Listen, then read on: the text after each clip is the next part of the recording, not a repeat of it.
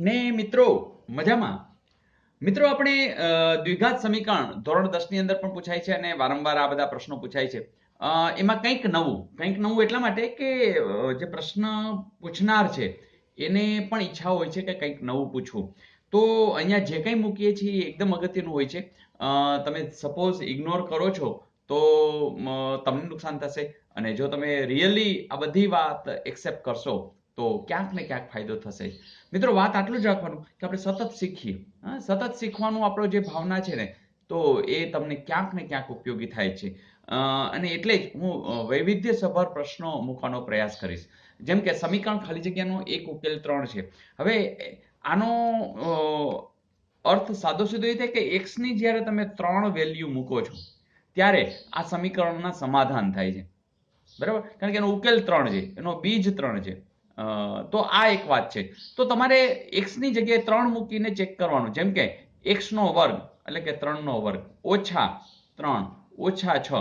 હવે જોવાનું કે આનો જવાબ 0 આવે છે તો વાત પતી ગઈ. જોજો 3 તેરી 9 ઓછા 3 ઓછા 6 એટલે ઓછા 9.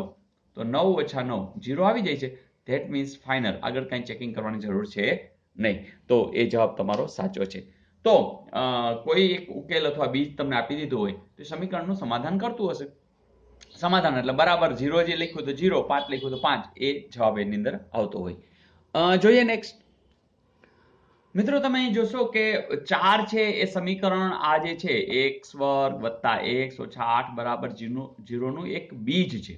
હવે આ બીજ હોવું એટલે શું એ તમને ખબર છે, અને એ ની કિંમત એ છે એ આપણે અચળાંક છે અને એની આપણે કિંમત શોધવાની છે. જો બીજ હોય એનો અર્થ કે x ની જગ્યાએ તમે 4 મૂકી શકો છો અને એનું સમાધાન થાય છે. તો જોજો x નો વર્ગ એટલે હું શું કરીશ 4 નો વર્ગ વત્તા ax તો a ગુણ્યા 4 અને ઓછા 8 બરાબર 0. મિત્રો તમે જોઈ શકો છો કે બાકીની બધી સંખ્યા છે અહીંયા a ની કિંમત મળી જ શકશે. જેમ કે ચોકે ચોકે 16 માંથી 8 જાય તો થશે 8, અને એ 8 ને તમે આ બાજુ લઈ જશો એટલે કેવા થઈ જશે -8. એટલે કે a ગુણ્યા 4 એને તમે 4a પણ લખી શકો, એટલે 4 ગુણ્યા એ છે. અને આ ચોકે ચોકે 16 ઓછા 8 એટલે 8 વત્તા 8 ને આપણે આ બાજુ લઈ ગયા એટલે એ ઓછા થઈ ગયા. હવે ચોગડો છે ગુણાકારમાં છે, આ બાજુ જશે તો ક્યાં જશે છેદમાં, એટલે ઓછા 8 ના છેદમાં 4. જોજો 4 દુ 8 એટલે કે ઓછા 2 જવાબ જે તમને આપેલો છે. Is it okay? તો આટલું સિમ્પલ પૂછાય છે, વારંવાર પૂછાય છે. જોઈએ નેક્સ્ટ. મિત્રો અહીં પણ સમીકરણ તમને આપ્યું છે x વર્ગ ઓછા 3x ઓછા k બરાબર 0. ના વિવેચકનું મૂલ્ય 1. એટલે જો તમને વિવેચકનું મૂલ્ય 1 આપ્યું છે તો વિવેચકનું સૂત્ર, વિવેચક એટલે d બરાબર શું તો કે b વર્ગ ઓછા 4ac. ટૂંકમાં તમને બધું આપ્યું જ હશે. જેમ કે વિવેચકનું મૂલ્ય 1 છે એટલે અહીંયા તમે 1 લખશો. હવે a b c તમને ખબર છે કે ax વર્ગ, જો તમારે આની સાથે કોની સાથે સરખાવવાનું છે તો ax વર્ગ વત્તા bx વત્તા c બરાબર 0. હવે જો આપણે જોતા જશું કે a એટલે અહીંયા કોણ છે તો કે એકડો છે, એટલે કે અહીંયા a બરાબર 1 થશે. ચલો b એટલે અહીંયા ઓછા 3 છે એટલે b બરાબર ઓછા 3 થશે. પછી c એટલે ઓછા k છે એટલે c બરાબર ઓછા k થશે. Is it okay? તો હવે તમે આની ડાયરેક્ટ કિંમત મૂકી શકો છો કે d એટલે તો તમને વિવેચકનું મૂલ્ય 1 આપ્યું છે એટલે તમે 1 મૂકી દીધું બરાબર b વર્ગ એટલે b ખબર છે ઓછા 3 નો વર્ગ બરાબર ઓછા 4 a એટલે કેટલા છે તો કે 1 છે, અને c એટલે કેટલા છે ઓછા k. બરાબર, સાઇન સાથે લેવાનું એટલે નિશાની સાથે લેવાનું જેથી કરીને ભૂલ ન થાય. બસ કામ પતી ગયું મિત્રો. જો આમાં બધી સંખ્યા છે, ખાલી k ની કિંમત જોઈએ તો શોધવાની છે. જો 1 ઓછા 3 ગુણ્યા ઓછા 3 એટલે 3 તેરી 9 ઓછે ઓછે વત્તા. અહીંયા પણ ઓછા છે, આ બધું ગુણાકાર છે, અહીંયા ઓછા બે વાર ઓછા આવશે એટલે ઓછે ઓછે વત્તા, એટલે 4 એકુ 4 અને k એટલે 4k. તો હવે તો આ 9 છે એ આ બાજુ જશે એટલે ઓછા થઈ જશે, એટલે 1 ઓછા 9 એટલે 1 ઓછા 9 એટલે ઓછા 8 બરાબર 4k. હવે 4 ક્યાં જશે તો કે છેદમાં જશે, તો ઓછા 8 ના છેદમાં 4 બરાબર k. એનો અર્થ કે 4 દુ 8 પણ કેવા ઓછા, એટલે કે ઓછા 2 જવાબ આવશે. એવું આપ્યું છે, જરૂર આપ્યું છે. તો મજા આવી દોસ્તો.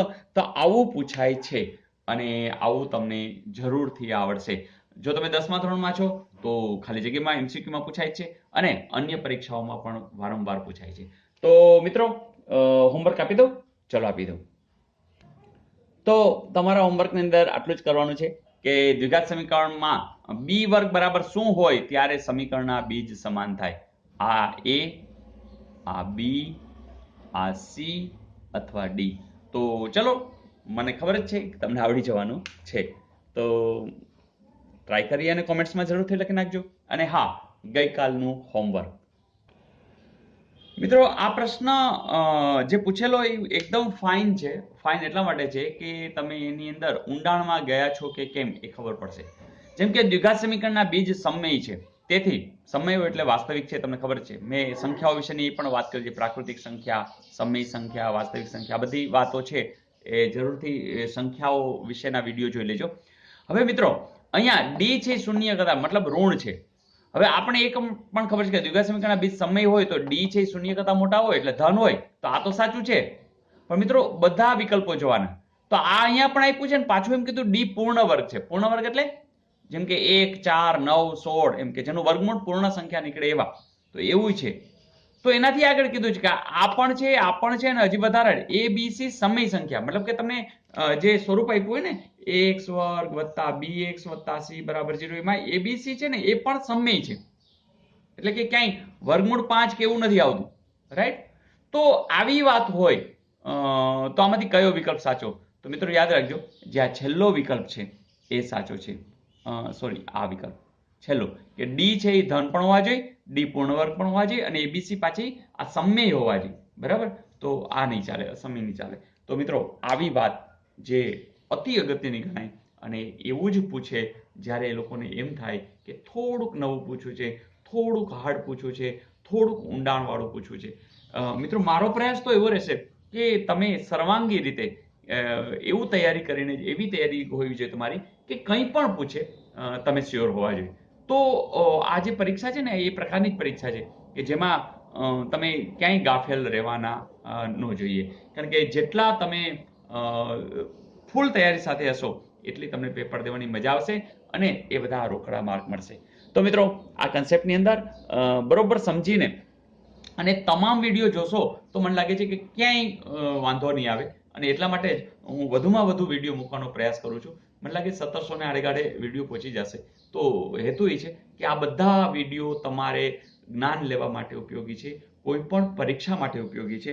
અને એટલે જ તમારી અનુકૂળતા મુજબ શનિ રવિ રાત્રે, બપોરે, મુસાફરીમાં બસ વિડીયો જોયા જ કરો. અને જો ગણિત અઘરું લાગતું હોય તો એની નોટ બનાવીને બસ લખ્યા કરો, પ્રેક્ટિસ કર્યા કરો. તો મને લાગે છે દરેક પરીક્ષા સહેલું છે. અને જે આપણો કન્સેપ્ટ છે, દરેક વિદ્યાર્થી હોશિયાર છે, તો એ પ્રૂફ પણ મળશે. તો મિત્રો, આજનું હોમવર્ક જરૂરથી કરજો, કોમેન્ટ જરૂરથી લખજો, મિત્રોને જરૂરથી જાણ કરજો. આવજો.